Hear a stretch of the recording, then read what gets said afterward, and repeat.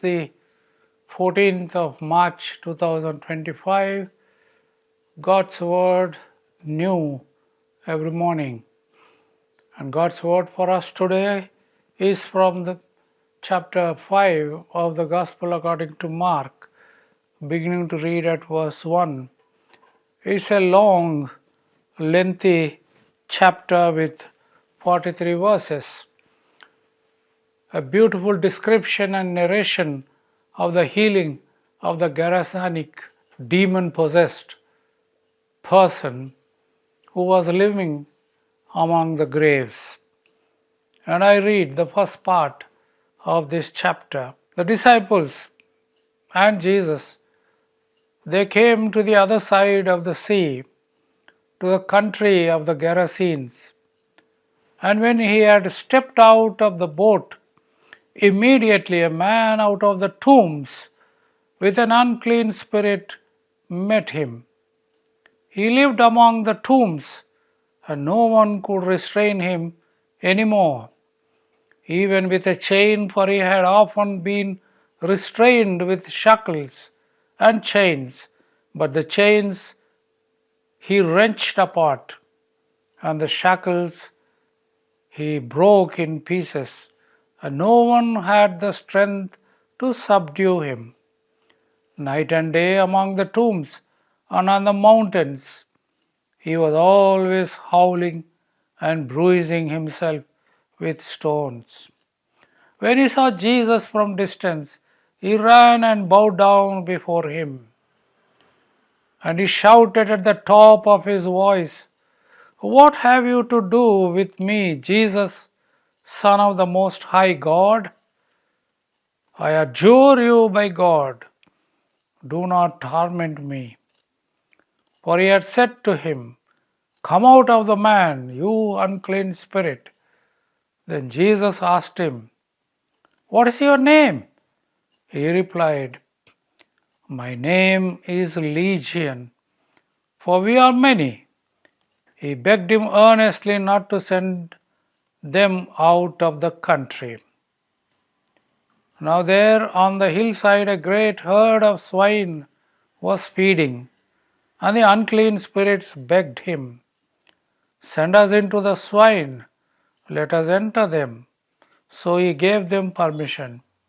And the unclean spirits came out and entered the swine, and the herd, numbering about 2,000, rushed down the steep bank into the sea and were drowned in the sea.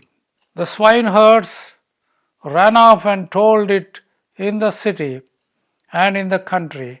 Then people came to see what it was that had happened. They came to Jesus and saw the demoniac sitting there, clothed in his right mind, the very man who had the legion, and they were afraid. Those who had seen what had happened to the demoniac and to the swine reported it. They began to beg Jesus to leave their neighborhood, and he was getting into the boat. The man who had been possessed by the demons begged him that he might be with him. But Jesus refused and said to him, "Go home to your friends and tell them how much the Lord has done for you and what mercy he has shown you."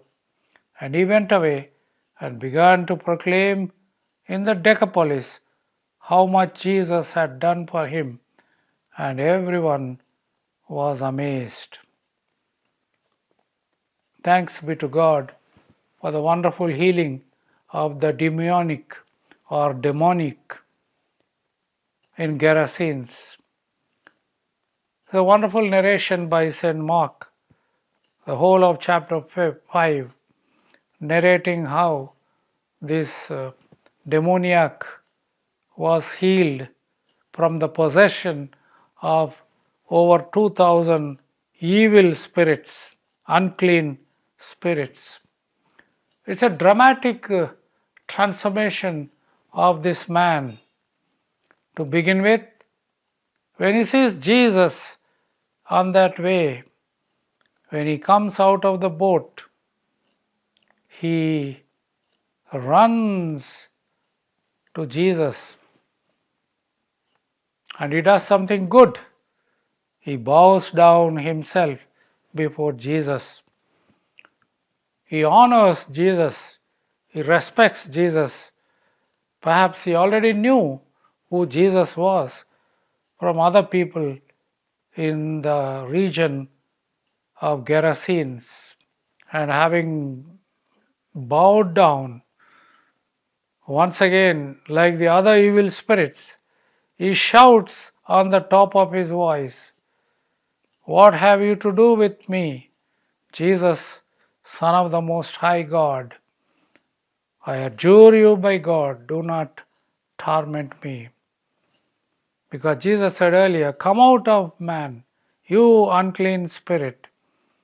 Then Jesus asked him, "What's your name?" And he replies, "My name is Legion." Legion consisted of 6,000 soldiers. So we do not know how many evil spirits he was possessed with, but at least 2,000 of them come out of him when Jesus heals, and they ask permission to get into the swine herd that was there, and Jesus permits. There have been some questioning this. Why should 2,000 swine be sacrificed for sake of one man? But it only shows the human value and how God values human beings, because they were created in His image.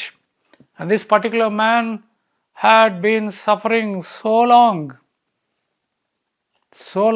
and living among tombs, even though his relatives and his family tried to restrain him with shackles and chains, but he tore them off, he wrenched them apart and could not yield to anyone. Such was his power inside, possessed by the evil spirits.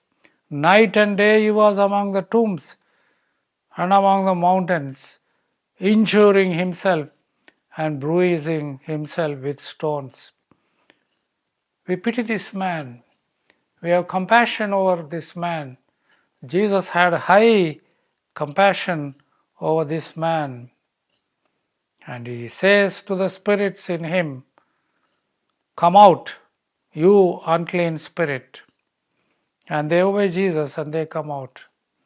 But they request, "We want to go into the swine." And Jesus permits. And later we see the reaction of the people around and the reaction of the Gerasenes, having come to know of the healing of this Gerasenic maniac. They come to Jesus. And the sad part is, because their 2,000 swine were destroyed, they come and beg Jesus to leave their neighborhood.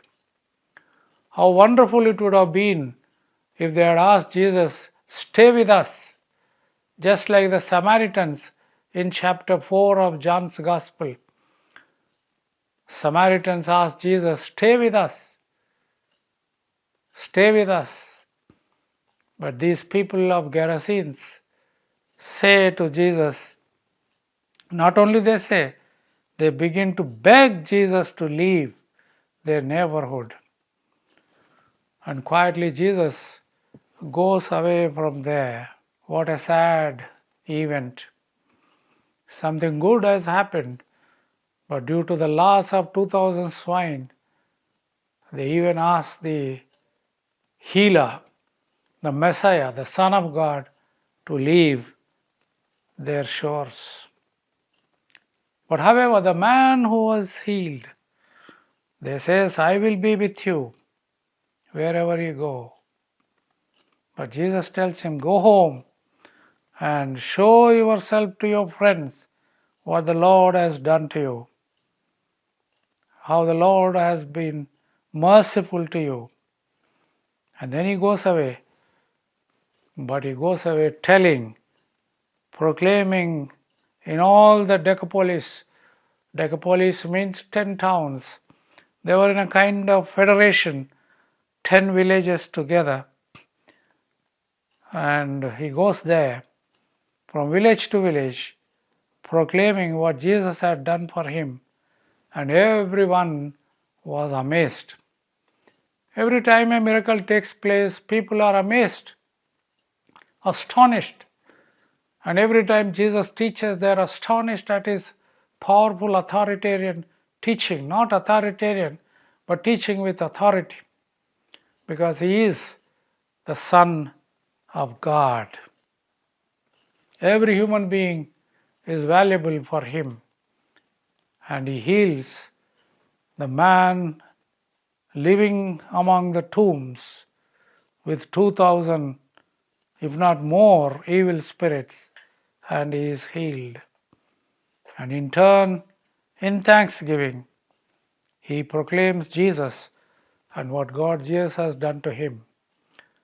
We would have received in our life many blessings in our childhood, in our youth, in our adulthood, even in our old age.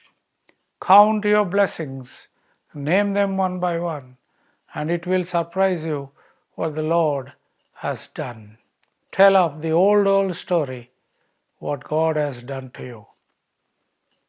Yes, proclaim, preach, teach, and preach the good news of salvation, which we have experienced with those who have not yet heard. It's not an easy task anymore. It needs total commitment, dedication, and risking, just as Dr. Thomas has said, risking self for sake of Christ, risking Christ for Christ's sake. So be it, my friends. God bless you.